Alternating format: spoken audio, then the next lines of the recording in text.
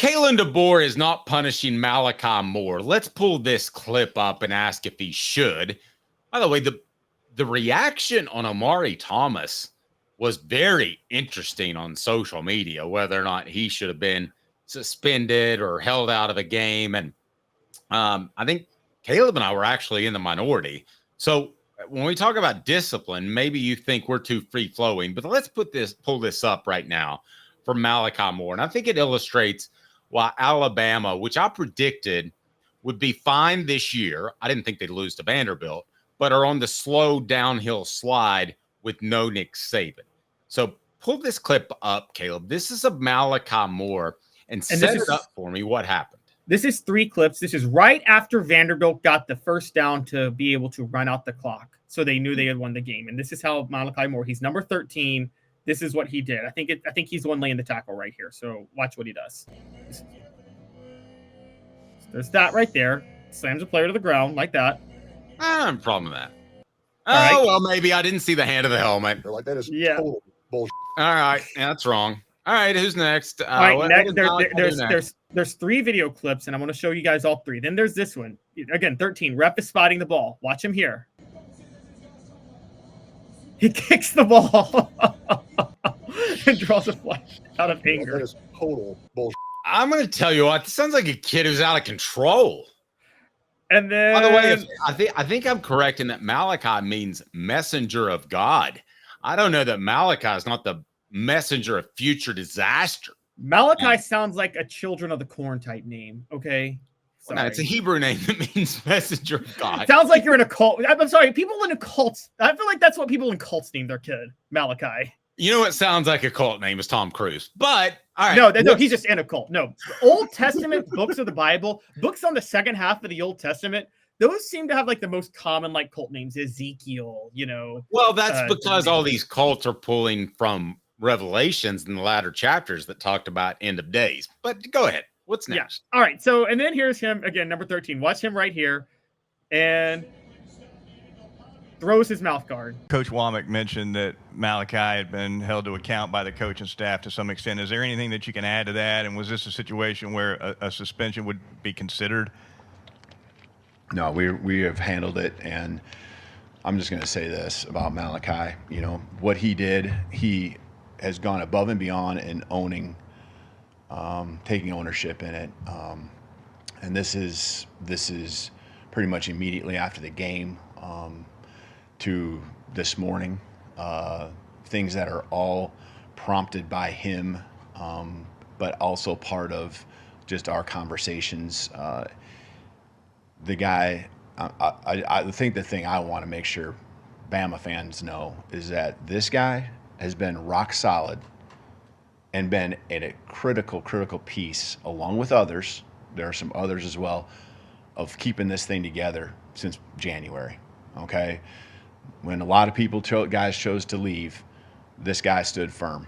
This guy loves Alabama football. He works relentlessly out there every single day on the football field. It's the passion that I hope, questions asked about me and the passion and frustration. That's what you saw from him. And so, yeah, there's some things that, he regrets and wishes probably didn't do. Yeah, but he's owned up to it, and we've handled it internally, and still handling it internally. And so he's a first-class guy. Okay. So is Malachi Moore a good leader or a jackwagon? Let's go and put that on the poll question. I think he's upset. I think he holds himself to a higher standard. I think it illustrates the same thing that Dylan Sampson said, that some people didn't take the Oklahoma game for Tennessee. I'm sorry, the Arkansas game for Tennessee as seriously as they should have. I don't think Alabama players took the Vanderbilt game as seriously as they should have. Malachi Moore will not be suspended unless it's done so quietly, Caleb. So, yeah, I think this is a big issue for Alabama. I don't think Kalen DeBoer truly understands what it means to lose to Vanderbilt.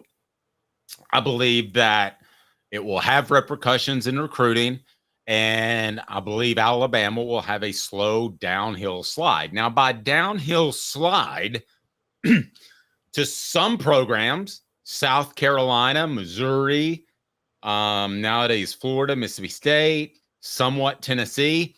I mean a downhill slide where there'll be 9 or 10 win teams each and every year. But that's not going to be good enough for Alabama, who's used to Nick Saban. So I think eventually it'll cost Kalen DeBoer his job, whereas he might be the coach of the year at a place like South Carolina. I think the loss to Vanderbilt is worthy of raising red flags over. I think this outburst by Malachi Moore is much ado about nothing. I think you want to see your players get this passionate. And I'm going to be honest, I think he was very upset with himself. I'd be more concerned if he were walking off the field saying it's all good, I'm going to make the NFL, so I don't care. And so I think I want this for my player. I know he shouldn't have done what he did with the player on the first play. That's the one where you his head into the ground. You're okay. You got to suspend him for that one. Kicking the ball, throwing the mouth guard. Players lose their cool in a situation like this. Guys, we just defended Amari Thomas 2 days ago. And by the way, Dave, the poll question, everybody sided with me. The majority of Tennessee fans sided with me and you that Amari Thomas should not be punished. Fans were in his way storming the field. Okay, maybe punish Malachi Moore with shoving the player's head because the player wasn't in his way. He was doing his job. But the kicking the ball and the throwing the mouth guard, I just think he was mad at himself. I think he was frustrated with the situation. I don't think a suspension is required. And for people there are a lot of people, and I want you to address this real quick. A lot of people are saying this would never happen under Saban. Baloney. Lots of Alabama players lost their emotions under Saban all the time. And Nick Saban let a lot of stuff slide. He took a player who had been credibly accused of sexual assault at Georgia and took him on his team because he needed a defensive lineman that year. Well, but the loss wouldn't have happened, would be my argument. Okay. There wouldn't have been that level of frustration because they wouldn't have been that embarrassing. That was embarrassing to lose to Vanderbilt. I don't care if Vanderbilt ends up 6-6 this year. That's embarrassing.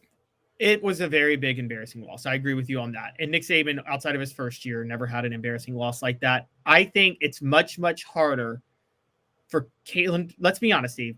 It was probably a lot harder for Kalen DeBoer to get the team to stay focused than it would have been for Nick Saban. Because what happened is they beat Georgia and they say, oh, we're just Alabama and we're still Alabama. And it doesn't matter if we have Nick Saban or Kalen DeBoer. So we can take this week off. Nick Saban talked about it all the time. How impossible is it to keep a same level of focus every week? It just is. Let's face it. Nick Saban would have never, ever, ever lost to Vanderbilt. That just wouldn't have happened. So he loses to more quality teams his first year, like Louisiana Monroe. True. But that game largely, and I know a little something about that game. That game was largely because he sat a bunch of dudes and he kicked some dudes off. So, they had, I think his name was Jimmy John, but he didn't do sandwiches. Do you remember him? He was slinging the rock out in the parking lot. I don't think I do, actually.